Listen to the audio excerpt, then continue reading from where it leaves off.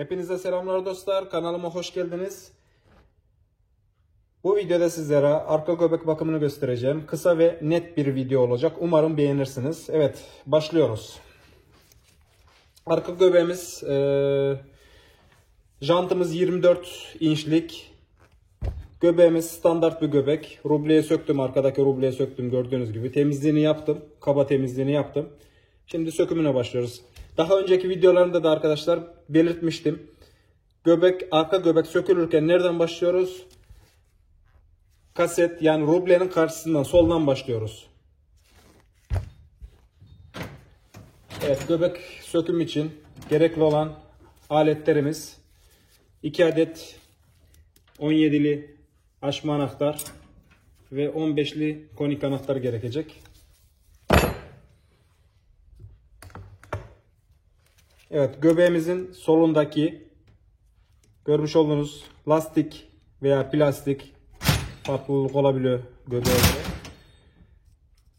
Tozlu çıkarıyoruz. Bazıları yoktur bu.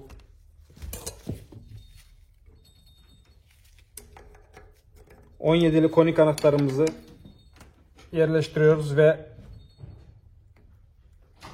somunu saat yönünün tersine doğru açıyoruz.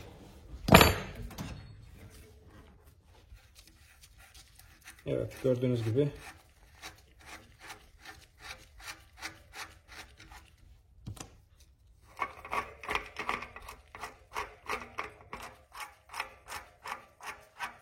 Aslında kanalımda arka göbek bakımı vardı video. Ama burada daha iyi görüntü, daha kaliteli bir görüntü olacağına eminim. O yüzden tekrar çekeyim dedim. Ve hem bilgi yenilenmesi olsun. Evet, koniğimizi çıkarttım. Mili çıkarıyorum arkadaşlar. Görmüş olduğunuz gibi mil de çıktı.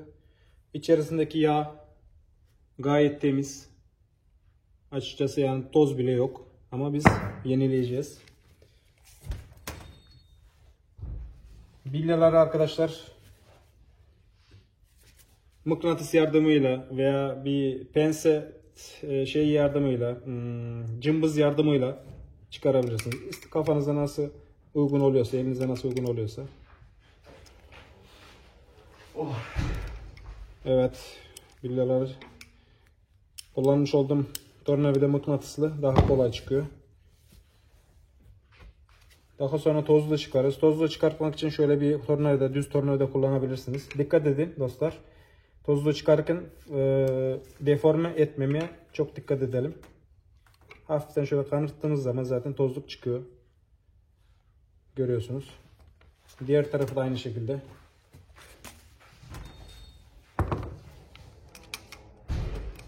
İlk önce ben bir bilyaları çıkarıyorum. Arka göbeklerde biliyorsunuz dostlar, standart göbeklerde diyeyim artık. 9'ardan 18 adet bilya var.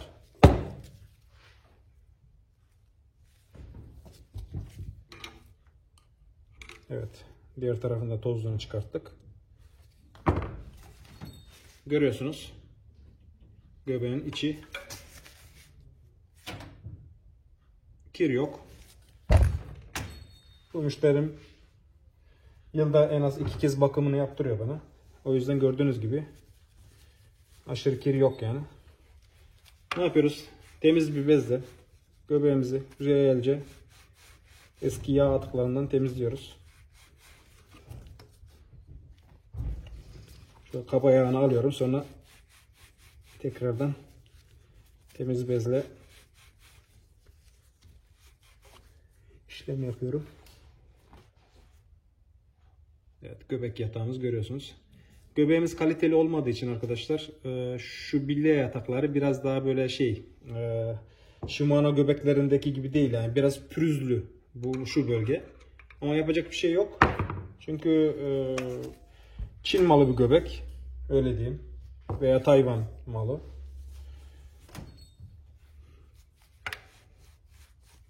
Yani böyle göbeklerde kalite aramanın anlamı yok, öyle diyeyim.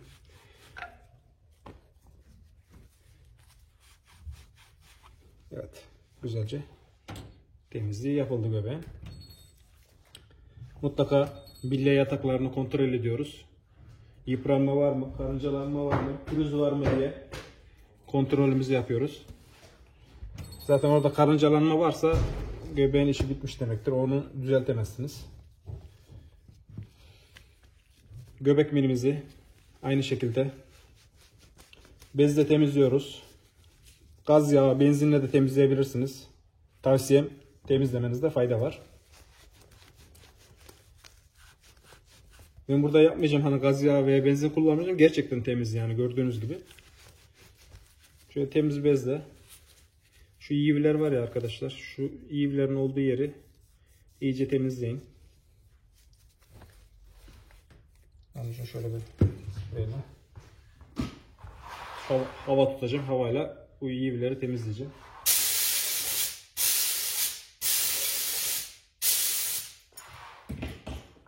Evet, iğnemiz de temiz. Aynı şekilde dostlar, şu konik villaların temas ettiği yatak, burayı kontrol ediyoruz. Aynı şekilde karıncalanma varsa, hafiften bozukluk varsa bunu değiştiriyoruz arkadaşlar. Pahalı bir şey değil zaten. Villalarımızı aynı şekilde güzelce temizliyoruz ve kontrolümüzü yapıyoruz. Deforme olan bilye var mı? Kontrolümüzü yapıyoruz. Varsa, hani bir veya iki tane deforme olan bilye varsa bir veya iki tanesini değiştirebilirsiniz. Veya hepsini de değiştirebilirsiniz. Bilyelerin rengi bu şekilde olmalı dostlar. Görüyorsunuz, çok parlak. Metalik böyle. Eğer hafif sarımsı bir renkse bilyelerin demek ki özelliği, dış kaplaması gitmiş demektir. Mutlaka değiştirin.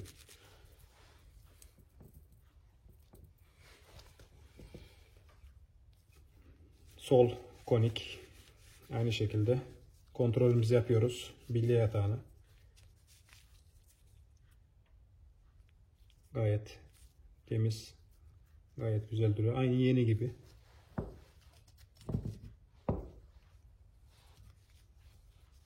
Aynı şekilde tozluklarımızı dikkatlice temizleyelim. Çünkü biraz plastiktir, eğebilirsiniz.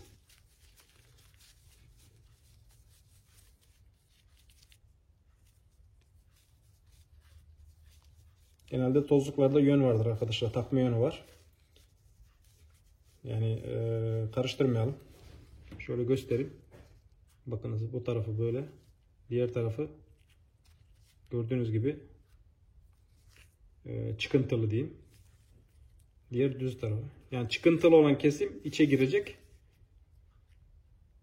Şu kesim dışa geliyor. Yani şu şekilde takmıyoruz. Tam tersi. Şu şekilde takıyoruz. Şu çıkıntı olan kesim içe geliyor.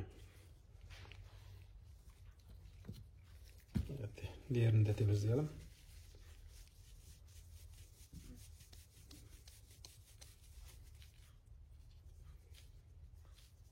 Umarım videoyu beğenirsiniz dostlar. Sorunuz olursa her zaman yanıtlamaya hazırım.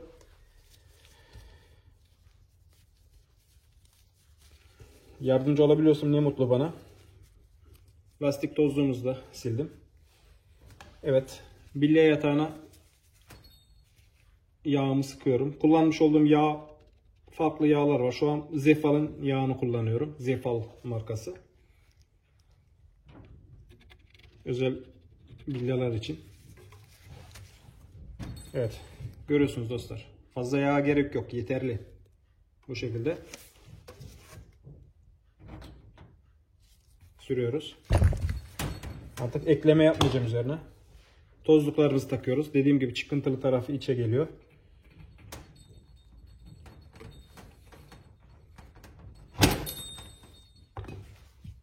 Evet, hafiften.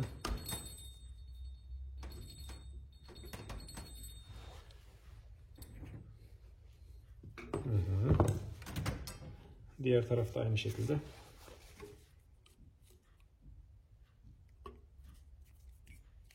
Normalde bu göbekte gördüğünüz gibi tozluklar biraz daha içe giriyor.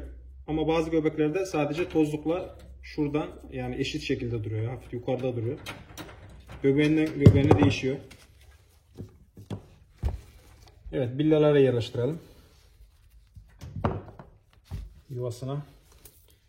Ne demiştik? 9'ardan 18 adet bilye var. Aynı şekilde mıknatıslı tornavida yardımıyla veya cımbızla alabilirsiniz. Bilyaları yuvasına yerleştiriyorum.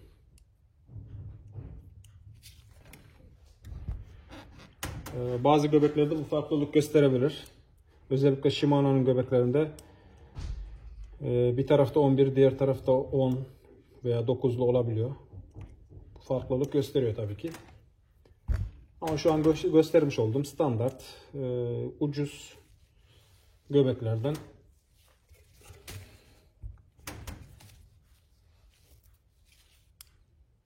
büyük ihtimal herkeste buna benzer göbek vardır artık. Arka göbek. Ön göbek de aynı şekilde dostlar. Yani teori olarak hepsi aynı. Bakımı.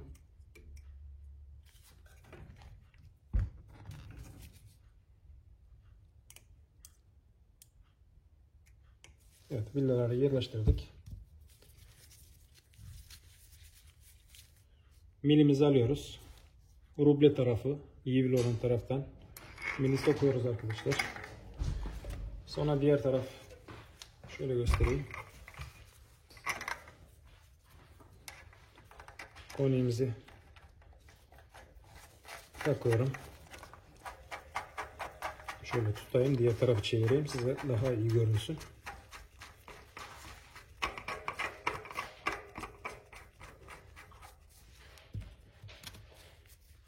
Pulumuzu takıyoruz. Somunu takalım. Bu arada dostlar, somunu her şeye taktığımızda şu mil çıkıntısı var ya, görüyorsunuz. Mil çıkıntısı somundan 5 mm çıkmalı. Diğer tarafta ve bu tarafta. Yani şu mil 5'er mm çıkmalı somundan. İki tarafı da aynı olmalı. Evet, şu an kontrasını yapacağız.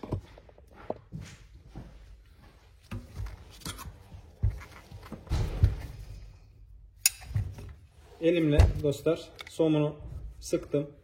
Elimle boşluğunu aldım. Şu an boşluk yok. Ne yapıyoruz? Evet, burası çok önemli. Çünkü birçok insan bunu gerçekten yapamıyor. Konik anahtarımızla tutuyoruz içerideki koni.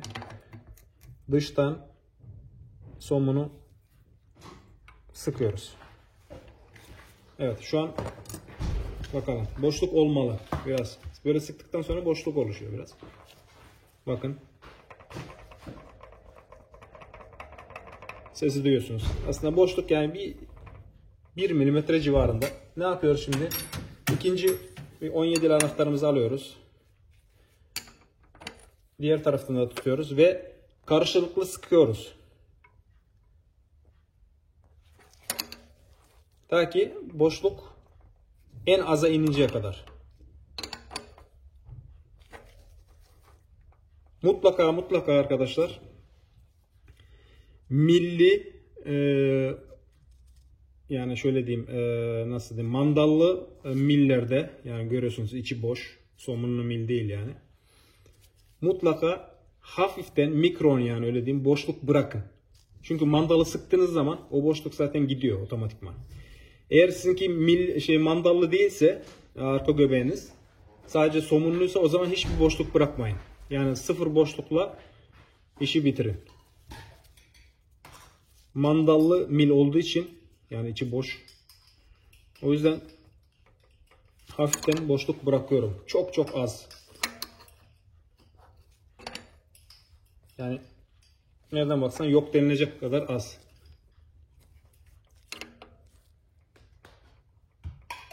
Yani şu an çok hafiften hissediyorum. Ama gayet güzel dönüyor. Takılma yok.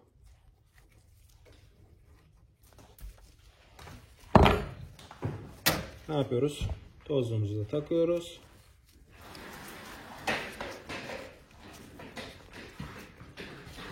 Ve jantımız kullanıma hazır.